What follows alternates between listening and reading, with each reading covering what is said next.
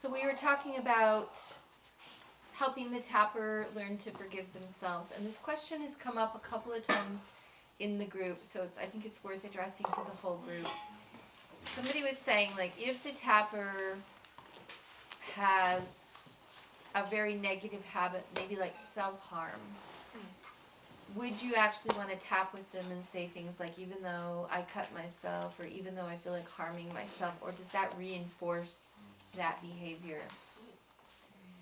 It actually just brings attention and love to it. It keeps it from being an ugly, hidden, scary, shame, secret thing. That's what gives it power. You are not going to drive anything deeper by tapping on it. It's actually the opposite. By avoiding talking about it, you're letting it fester, right? So you're not driving any negative pattern deeper when you're tapping. If you were just ruminating on it and maybe talking about it over and over, it might be driving it deeper. But when you're tapping and you're bringing, and I love and accept myself, and it's okay, and I'm still a good person, and I forgive myself, and I don't like doing this to myself, and I don't know what to do, and you're bringing empathy and compassion to the conversation, you're lightening that pattern. Whether it be, throwing up, like bulimia, or self-harming, or looking at porn, or smoking, or drinking, any kind of addictive behavior. It's totally fine, and any behavior at all. We're addressing the negative with love, which zeroes out the negative and lightens the stain until it disappears. So don't be afraid of that. Now, somebody may not be able to say directly, maybe they're telling you they cut themselves, but they don't want to talk about it, so then you can say things like, even though I do this thing I don't want to talk about, and that I feel ashamed of, I love and accept myself. This thing that shall not be named, I love and accept myself. And the reason it works is because even though you put a new name over it, it's still going to the same neural network that's holding that information. We're still addressing it. Just by referring, like this thing, I don't have to say these exact flowers. I can say this thing over here, and you know what I'm talking about, okay? And that works internally.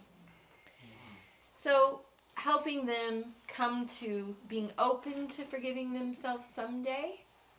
Like I said, you can back off of it. They don't have to do it right now, and you're like, make me feel good, forgive yourself so I can know I did a good job in this session. It's not like that. It's, I'm here for you. I'm helping you understand where you're at, and wherever you're at is okay with me. I'm glad you're here with me.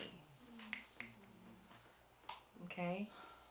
And feeling that you don't have an agenda is going to let them move.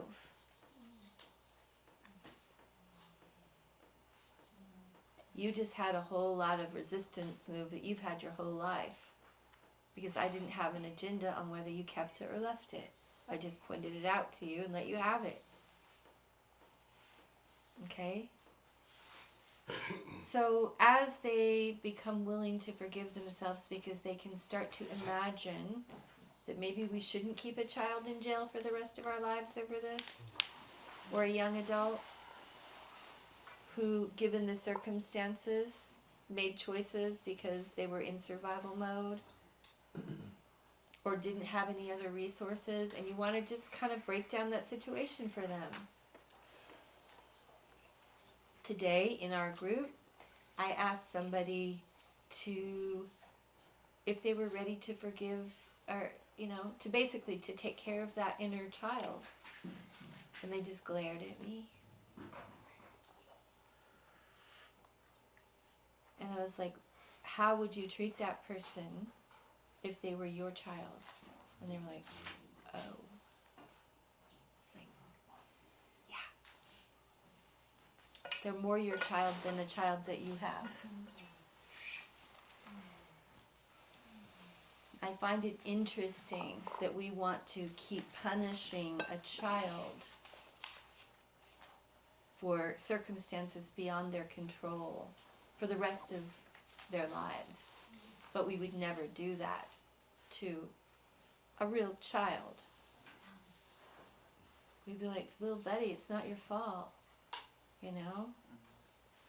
But to the child that is us, somehow we think it's okay to keep them in some kind of a punitive, you know, lockdown forever. And that's ridiculous. Same kid.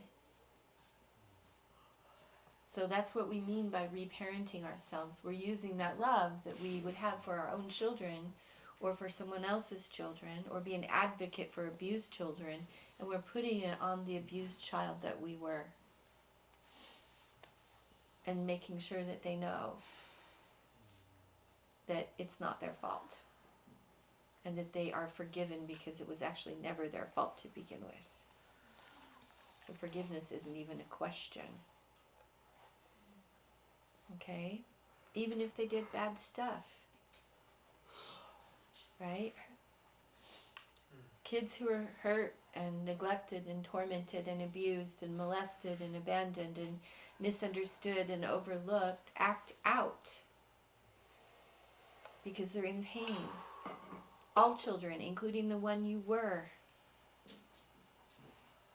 So we're going to use that same compassion that we have for kids, because that's all we're doing is taking care of kids. We're rescuing abused children in this class.